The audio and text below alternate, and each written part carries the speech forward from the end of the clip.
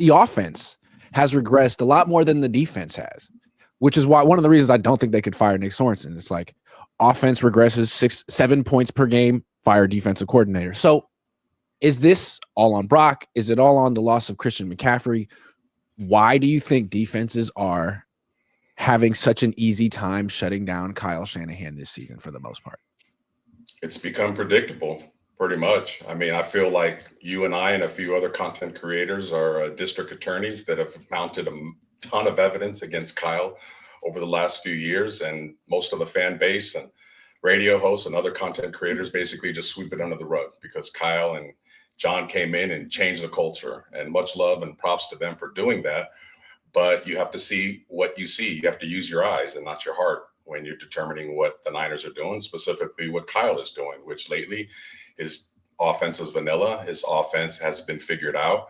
And team, there's other smart coaches on the other side of the ball. And, when you have something that has been working for a little while and it's figured out, it's upon you to adjust and it's upon you to adapt. And if you don't do it, then you're going to fall behind. And that's exactly what's happening. He's going to get the excuse because of injuries again, but it's a lot deep layer than that. It's a lot more layers.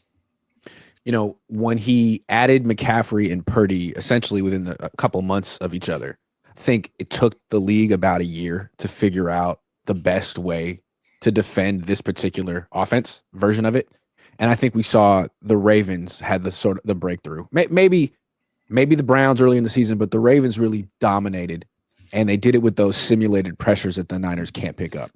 And that was more than a year ago. And the 40, hold on. Sorry, I just want to plug this in. The 49ers still haven't figured out how to pick those up. Jake Brendel's still clueless. Sorry, Jake. They haven't changed their system at all. And then I thought in the Super Bowl, like Spagnuolo added an element on top of it of just playing man-to-man coverage. And now we learn that really no one on the team other than Jawan Jennings and George Kittle can beat it. Even Ayuk was struggled to beat it in the Super Bowl. So you have a clear blueprint out on this system. And not only are the Niners struggling, but so are the Texans and the Dolphins who run the same system. Yeah, the one person that could have beat that defense last year was Kittle, but he needed to be kept in for offensive line help because a certain coach doesn't believe in offensive line philosophy. So, Kittle jokes about that. He did yesterday. Someone asked him, like, hey, have you ever considered being like an offensive tackle? He's like, I feel like I've been like that my whole career here. He said something like that. Read between the lines. Exactly. Yeah, I would love to ask these questions even off camera. You would probably get a little bit more of an R-rated version and a little bit more in-depth answer. But no, I mean, it's just like teams have figured out to press the Niners receivers because they don't go up top.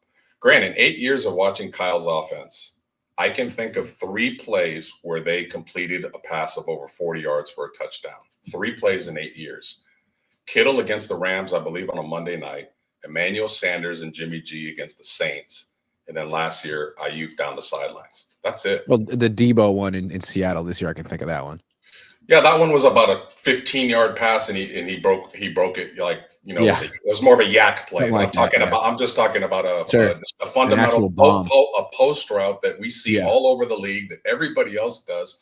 But in Kyle's offense, even when it was humming, it's just not a part of his offense. The go routes are all decoys.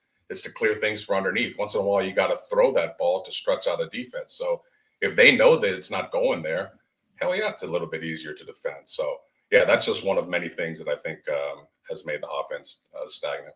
I mean, all you got to do is play 2 deep man under, and you take away the play action entirely. You take away the yak. You take away the receivers, and what you see is Brock Purdy scrambling and scrambling and scrambling. And if you do that, if he does that for a full season, he gets hurt. And now I think you're seeing him scramble a lot less. I asked him point blank yesterday, dude. I didn't say dude. I said, Brock, sorry to keep prying, but are you 100% healthy with your throwing arm or just healthy enough? And he said, I'm 100% healthy. All right, man. Well, then I don't understand what's going on with you. Like, you're just not as good anymore. Like, you don't scramble as much anymore. You can't throw the ball down the field as much anymore. You look like you're hurt, but if you're not, okay, that's even worse. Yeah, he would be better if he was I don't want to call him a liar, but maybe he's stretching the truth just a little bit. But Be better. he would look better if he was just like, yeah, I'm not quite there, but I'm fighting through it because then I can play. I'm like, obviously, no one's yeah. 100%, that kind of stuff, but it's like, you're 100%. Oof. Yeah, it would kind of justify some things. But if you say you're 100% healthy, then okay, then you need to make every throw. So yeah, what's interesting to me about Kyle Shanahan's regression too, it's like this may have been happening for a while. They were struggling before Christian McCaffrey got here, which is why they traded for him. And all of a sudden, Christian McCaffrey goes on this incredible run where he's playing like a borderline Hall of Famer for a year plus, and he goes down, and like it feels like we're sort of back to what the Niners were before he got here, maybe worse. I think what not too many people talk about enough, Grant, is not Kyle's play calling or Kyle's offense, but Kyle's philosophies. Kyle's philosophies in 8 years have not changed. And that to me was the red flag that I saw in him a couple of years ago, which made me kind of turning on him. To me, Kyle's kind of like a con man. He has us all fooled, and he had me fooled when he first came in. But slowly but surely, as I started watching him, especially in big games, and I saw his tendencies, and I saw some of the things that he believes in or doesn't believe in, such as a hurry-up offense, which is, to me, is one of the most mind-boggling things I've ever seen in a head coach. Like, how can you assume that you're going to be ahead in games? How your clock management is not very good. How you have roster politics. How you are not able to adapt on the fly when teams are doing things and throwing a wrench against you. Just things like that. They have not changed in all these years. So for the fan base and for the people that say, well, let's just run it back with Kyle. If he O-line, he doesn't believe in O-line. Neither does Forster. That's another one. So as long as he continues to believe in these philosophies, then what is exactly going to change? And I think that's not talked enough about Kyle's regression, because it was never great to begin with. Yeah, he had Nick Bosa, George Kittle, Christian McCaffrey, a lot of players in their prime, but yeah, these philosophies have definitely hurt him. And he doesn't prioritize special teams as well. He's so dogmatic. I mean, you just listed 10 things.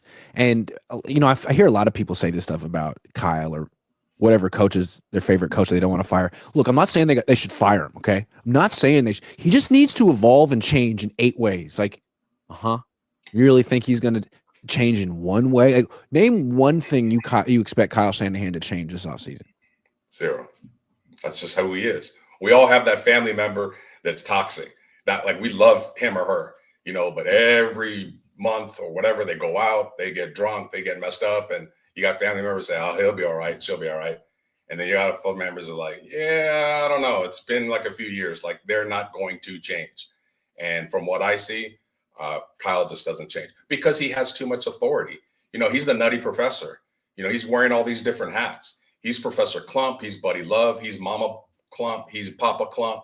He's all these different characters. He's part-time GM in rounds 1 and 3, allegedly. He's the head coach. Maybe 4. Yeah, he's the offensive coordinator. He's a part-time defensive coordinator when he doesn't like what's being called. So he has so much power. He hired John Lynch. Jed is absolutely terrified of him. So why would he change, Grant? Why would he? He has too much power.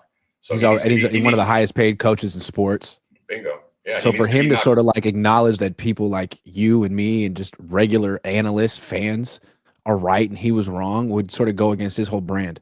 Completely. So his whole brand is doubling down on himself repeatedly. And it's been 8 years of doubling down. Yeah. It's a personality and a mentality that needs to be changed more than just an X's and O's type of thing, and more than guys will be healthy type of thing. If he doesn't change, if Jed doesn't have a long talk with him, if John Lynch doesn't have a long talk with him, and he does not change, then we're going to just be the same team next year, injured or not. I would imagine that someone has had a long talk with Kyle and John already or are going to. But again, I'm trying to get inside Kyle's mind. He already works hard. That's not the question with Kyle. He works really hard. He puts in the effort. But what can you do differently to acknowledge that you haven't been doing something right? And I just like, you're not going to fire Nick Sorensen. Maybe they'll fire Brian Schneider, but you already got rid of Richard Hightower. Like, you already are on your second special teams coordinator, man. Like, I don't know how that alone changes anything or enough. Yeah, he holds certain people accountable, and then others he lets them. I mean, Jake Brendel should not have had a starting job all year. There had to have been a better Devondre Campbell. Devondre Campbell, another one. McKivitz has played a little bit better, but it's misleading because they're saying, "Oh, he's only given up one sack." But just like watch the film, he's always getting beaten, pushed back. Purdy saves him from sacks because of his scrambling ability and ability to get away and get rid of the ball. So yeah, Yeah, how many vets on this team have starting jobs by default because they got a contract? a ton. You And know, how I many mean, young? How many? Brendel, Campbell was one. McKivitz could be another. I mean, all of a sudden, Jalen Moore finally, Jalen Moore looks better than him. I mean, Spencer Burford gets a look at offensive tackle. He looks good. Like, And how many young guys are just staying on the bench yeah, and we don't know nothing about them until it takes a guy to get hurt, then they play, and then they're really good, and we're like, oh shit, where's this been? Well, Kyle doesn't feel they're ready. Jacob Cowing is a perfect example. But one guy on the team that constructs the field, and he cannot get on the field for whatever reason. also, I think what's interesting is like give Kyle credit. He understood that defenses had figured out to play man coverage against him and that he was going to face a lot more of that because it's working so well. And so he goes out and drafts Ricky Pearsall and Jacob Cowing and uses neither of them. And they still have a problem against man-to-man coverage. So that's the problem with Kyle. Like he could conceivably identify the issue, but then he's going to be the guy making the draft pick. And good luck. Yeah. He picks guys, it seems, from a playmaker's point of view and from an offensive line point of view, Grant, that fit his scheme rather than just being more talented and just coach them up. Like they fit exactly what I want to do, even though they may not be the best player. Ricky Pearsall's a perfect example because there were better receivers than him, quite frankly, talent-wise. I mean, Ladd McConkey's just one of the best receivers in the league against man coverage right now. But I don't want to like write off those two young guys yet because we've seen so many young players get sort of unfairly written off on the 49ers just because Kyle Shanahan won't play them. And I think that's what's so strange about him. Like Kyle Shanahan, the general manager, will make these bold picks that only he would make. And then Kyle Shanahan, the head coach, will just bury him because he doesn't like playing rookies in general and make Kyle Shanahan, the general manager, look bad. Like, what are you doing? Even Eddie DeBartolo stripped Bill Walsh, who has a much better resume than Kyle, of his GM duties and took that away from him. So you're telling me Jed cannot take those duties away from Kyle and say, Kyle, you coach. That's it. Let our scouts, who supposedly, pick rounds 4, and beyond, and have been hitting a lot more with the success ratio, let them get the whole draft. You just coach. But will Kyle? I mean, that's like the no-brainer thing to say to Kyle Shanahan. Do you think that the Yorks have the courage to do it? And do you think that Kyle Shanahan would accept that? Or do you think he would take his ball and go home and go coach for the Bears? You would think in his mid-40s that as you get older, you get more mature. I from experience, I sure as hell know that I have, and be able to be open-minded to things like that, especially when you see it's not working. But I don't know. My gut instinct tells me no. I mean, he may be a completely different man at home as a family man and be open-minded. I believe he is. But as a football coach and as, a football mind, I think it's his way or the highway, and I don't see that changing. I think his dad was the same way. I feel like for the Niners to have gotten Kyle Shanahan in the first place, they had to give him an unprecedented 6-year deal. They had to make him sort of like the dictator, the king of the castle here of the organization. And he's only gotten more and more power as it's gone along. He gets an extension every 2 years. He's the highest paid coach in North American sports who hasn't won a championship. I mean, he's making more money than guys who have won championships like John Harbaugh. Yeah. I don't know. One of the things that kind of blows me away is Mike Shanahan is his father. Mike Shanahan did not win a Super Bowl with just John Elway. It took Terrell Davis to get there. And in that Super Bowl where he was about an 11-point underdog against Green Bay, he rode his running back. When he had a lead, he rode his running game. So that's his father. So you would think his father would say, hey, Kyle, you blew it in 54. Don't do it in Super Bowl 58. You get a lead, lean on your running game. Short yardage, lean on your running game. And again, he's like went against it, his own dad's philosophy. So Kyle is and his dad had stubborn. John Elway, one of the greatest quarterbacks of all time, one of the greatest athletes of all time. And his dad was smart enough to say, John, this is Terrell Davis's game. Twice in 2 Super Bowls, and he won both of them. Kyle Shanahan in his 2 Super Bowls had leads, and he didn't have Terrell Davis, but in the second one he had, with the Niners, he had Raheem Mostert and Christian McCaffrey, who were really freaking good. And he look at the third quarter, fourth quarter of those games. Pass with leads. Yep. And I think that's what most people that follow the Niners just completely sweep under the rug and they just look the other way, is the pattern. Kyle loses in the same way over and over and over again. And that's just a red flag saying, a guy is not willing to change. And it's for me, Grant, it was Super Bowl 54 was kind of like a little bit of an eye opener when I saw how it went down. But then the Rams game, because they were dominating the Rams for years running the ball. And the Rams made one little adjustment that game. They just stuck like a ninth person in the box and dared them to throw the ball. And Kyle would not adjust. And that to me was when I was like, this guy is not going to change. He's hard-headed and his way or no other way. So, and I haven't seen it change since then. Still the same thing. The Niners used to have like a deep intrinsic belief that they were going to win. No matter what people said about him. And I think Kyle Shanahan was a part of that. They felt confident that Kyle Shanahan was going to give them a really good chance to win up until like a few months ago. And now I don't feel that anymore. I think given how the Super Bowl went down, how it's happened multiple times for him, how these guys have played for him for so long, I think when they're in close games now, it almost feels like they expect to lose. Whereas you look at the team coming into town this weekend, the Lions, the team that knocked the Niners out, the Rams, those are teams that sort of, you can feel it. They expect to win in those close games, and they do more often than not. Yeah, you get an uneasy feeling when games get close, and Kyle's record proves it. He's like 37.8% in one-score games. So it's like one of the worst coaching percentages of any coach of, I believe, over 100 games. So that if you like stats, like so many people do, there's one for you that is pretty highlighted.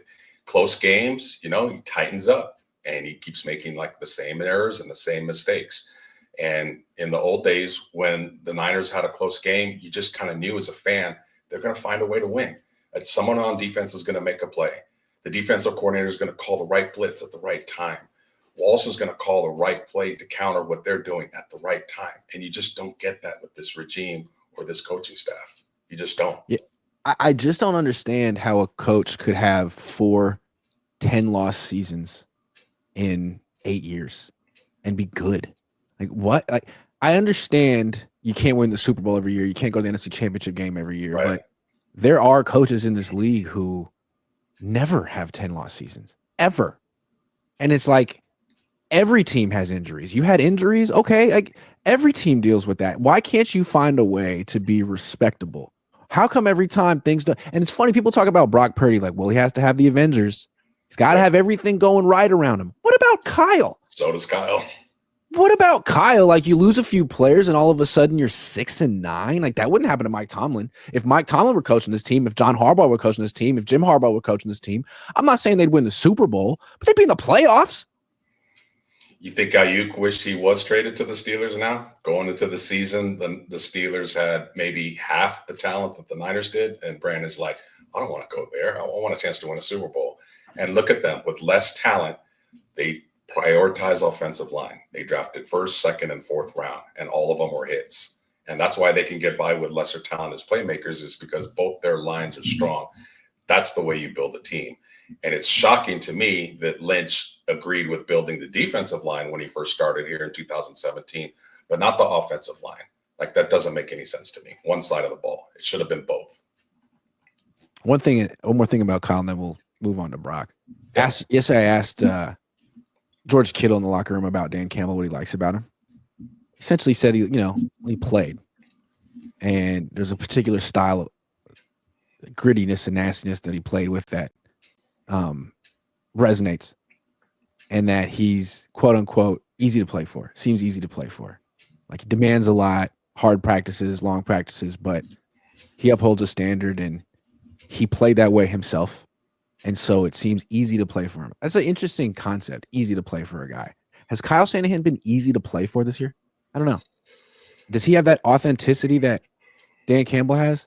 I don't know. It seemed like the way Kittle was describing Shanahan was like everything that Kyle isn't. Campbell is everything that Kyle isn't. They couldn't be more different. Yeah, I think they're polar opposites. Let me ask you this. I brought this up on my show, and I got some agreeing and some disagreeing with me. Is if Devondre Campbell was on the Lions and told Dan Campbell, I'm not going in the game, do you think Dan Campbell would have relied on his general manager to throw him out, or would he have No, done it himself? he would have done it himself. And that's Both. to me, that's so interesting. It's so interesting because to me, like Dan Campbell is like a real head coach. And like, yeah, he'll lose Ben Johnson and Aaron Glenn, but he'll bring in other competent coordinators. And that culture that he's instilled there is so valuable. Because we don't know what kind of leadership Ben Johnson has. He could go to some organization, the Bears, and be Kyle Shanahan, like everything, have all the power and flop and not be a leader. Like the template, the culture, the infrastructure that Campbell has created has put coordinators and players in a position to succeed, big time. For the longest time, I agreed with most people in saying that your head coach has to be offensive minded because it's an offensive league. And, if you have a good offensive coordinator, he can leave and your offense will get messed up. But I don't know, more and more, I'm kind of thinking, oh, I'm being open-minded. How about that? A defensive minded coach is like a Brian Flores. Maybe they're going to button up the special teams a little bit more. So if you have a more of a leader like Dan Campbell, like that's what a head coach should be, a leader. And then you have the offensive-minded coach as your coordinator. Yeah, if he leaves, then, groom people underneath him. So I'm a little bit back and forth on that. But, Dan Campbell is just bar none. Like they'll run through walls for him. And he doesn't play favorites, So I think he's head and shoulders a better leader than Kyle. That example that I gave you. I love this conversation. If DeAndre Campbell said that to Mike Tomlin, Jim Harbaugh, John Harbaugh, any real leader coach, they would have told him, Mike Singletary did it to Vernon Davis. Get the hell off my field. I'm not going to need John Lynch to come out of the booth to get you out of there. How did the rest of the roster see that? They were right there standing there, and they're like, oh, shit, he talked to the coach like that, and he didn't do anything? Yep. You're not going to tell me that doesn't resonate a little bit in the locker room? Like, wow, Kyle, you shriveled up on that moment. I like that you brought up Brian Flores. He's interesting. Because he really did take Kyle Shanahan to task. What's interesting to me also is who is the best hire in this last hiring cycle among head coaches? Who was the best hire? Who's the best hire? Well, Campbell is one. No, I'm talking about like in 2024, guys who got hired this year who are not rookie head coaches, but first year head coaches with this team. To me, a contender for the best one is Dan Quinn, who defensive coach.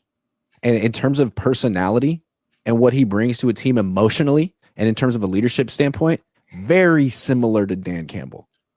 Very similar to Dan Campbell. So that was a hell of a hire. Yeah, Harbaugh's a rookie coach again, but it's his first year. But yeah, just that leadership. Oh, I forgot about Harbaugh. He's a good one too. But Dan Quinn's doing a great job. I mean, he's really in the running for coach of the year. And that's the thing about it is Dan Quinn a year or two ago would have been thought of that's your head coach hire. Like that's horrible. He has a horrible history recently, so the fan base is like, oh, that's a crappy hire. And he's a retread. And then it works out. So this is one of my many pet peeves of our fan base, in that if we do trade or if Kyle does leave, it's just going to completely fall apart. We're automatically going to get a Tom Insula and a Chip Kelly here again. No, it doesn't work that way all the time. It works that way some of the times. Like if they get a Ben Johnson, if they get a Joe Brady in here, if they get a Brian Flores. Talent wins games, and coaches just tweak things just a little bit. So I'm a big believer, and we'll talk about it as we go about the game plan for 2025. But yeah, our fan base is very paranoid about Kyle leaving because they think he is the be all with all.